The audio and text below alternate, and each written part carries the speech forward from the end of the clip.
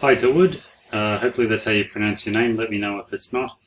I'm just quickly going to show you what I mean with these images. So for this one here, because I'm on a retina screen, it's twice the size. I'll just make it as it is on the internet. So essentially, just here, convert to, so what I'm doing, option click, convert to smart object on the image, and then you can see that it's a smart object. Essentially what that does is if I was to resize down, like so, and then resize back up to there, the image is still retain the pixel data, whereas if you didn't do that, it will remove the pixels and then it will be quite blurry when you bring it back up.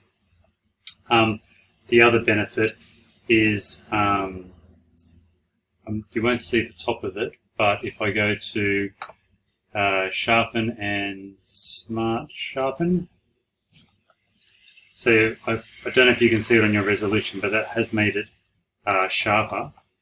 I'll just bring it into view here. So I usually put it on 500.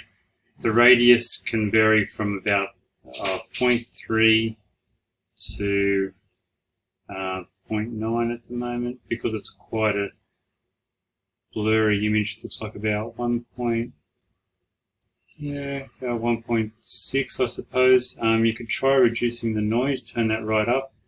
That may just get rid of some of the aberration, the chromatic aberration. So here you can see a bit of chromatic aberration. If I bring up the reduce noise, a little bit in various places.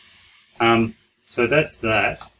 And then when I mean remove the bits of the image, I'm actually talking about it looks a bit squished, so I'm actually just going to, no, not that way, hold shift perhaps, bring it out, because the images look a little bit squished. It was probably done before, so that space wasn't needed over there, and now it's a bit sharper as well, and that's the best that we can do with that image.